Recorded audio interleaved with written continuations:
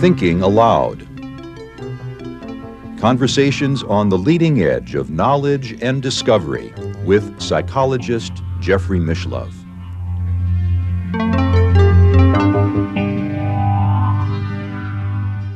Hello, I'm Jeffrey Mishlove. Today I'd like to talk about consciousness and sociology. In a way, there's a paradox involved because the standard sociological view of consciousness is not really very interior. It's actually quite exterior. The basic idea, and really it derives from Marxism, is that who we are, our identity as human beings, our depths, is really controlled by the major social institutions around us. So the capitalist system, the patriarchal system, the commercial systems in which we live, these are our social environment, and they largely determine our behavior, our consciousness of ourselves, our identity, our self-image.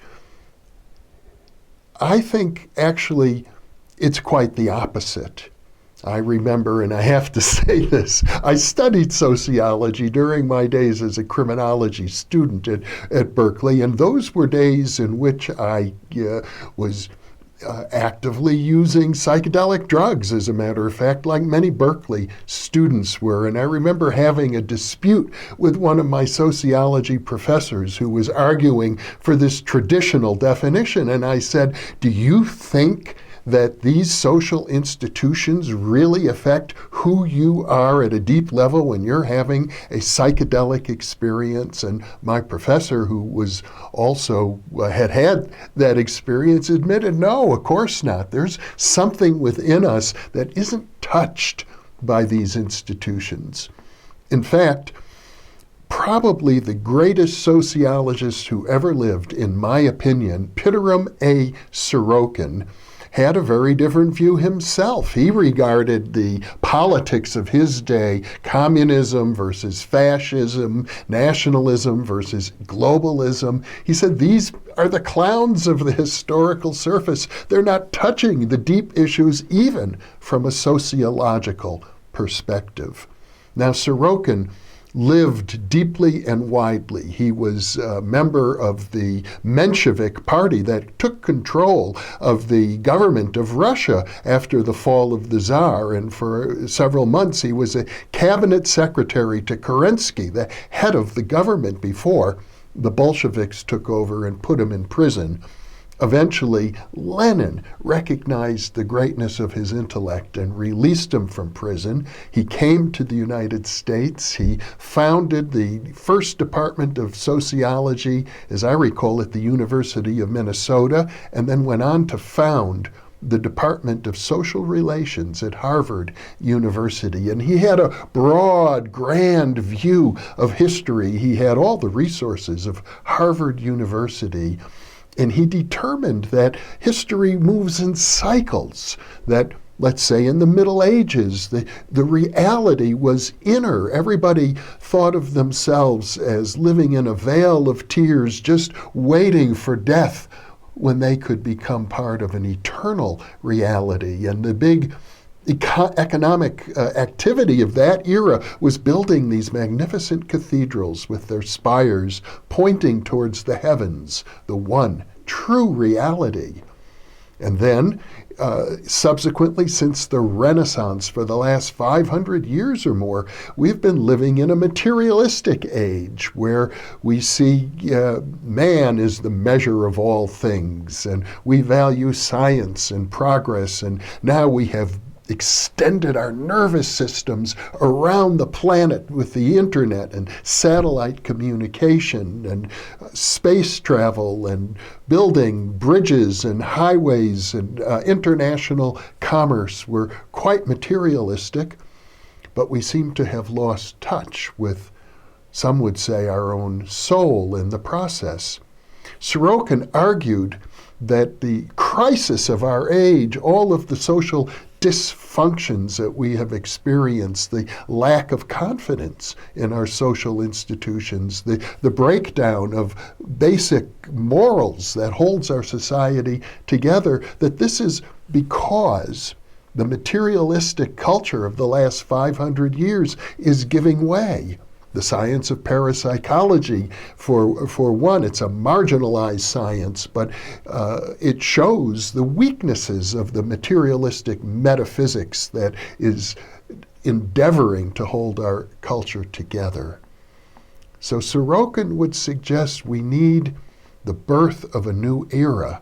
One, I'll say, that parapsychology might be central in such a new era, in the sense that we will be highly technological, but we will also pay attention to the things that have been suppressed, the depths of the human psyche, the feminist values. There will be a sense of equality between the inner world and the outer world, between the masculine and the feminine. Sorokin felt that the heart needs to be emphasized again. He wrote a great book called The Ways and the Power of Love, and he showed that throughout history, individuals who become captured by the spirit of love do great things, unexpected things. He cites, for example, the conquering emperor Ashoka of India, who conquered most of the Indian subcontinent, but then was converted to Buddhism, and it's one of the only examples in history of a conquering military leader telling his armies to go home now and to change their way of life, to become farmers, to become workers in building a new society. That's really what's called for, and once again, it requires balance. And Sorokin points out that there were times in human history where various cultures achieved that balance, and it lasted a long time. For example, the culture of ancient Egypt, which lasted for thousands of years, Sorokin describes as one that had a healthy balance between inner and outer reality. The culture of China, after the Warring States period, as well, lasted about 600 years in peace, because it had a balance between inner and outer. But in Western civilization, he says that balance is very, very rare, and it doesn't last long. It was achieved in the height of the Athenian culture in Greece. It was achieved at the height of the Renaissance, the Italian Renaissance and the European Renaissance, but maybe only lasted 100 years or less. So the task before us now, and it's not one that can be consciously done by fiat, is to allow the evolution of a balanced culture in our era, and hopefully one that will be long-lasting. We have this internet, as I say, it's an extension of our nervous system, but really the intelligence of the heart is quite important. I hope you've had a chance to listen to some of the interviews about that. I'm linking to the one with Julian Gresser, where we focus on specifically what he calls big heart intelligence. And he claims, and I think it's true, that the heart needs to be the guide of the nervous system, not the servant of it.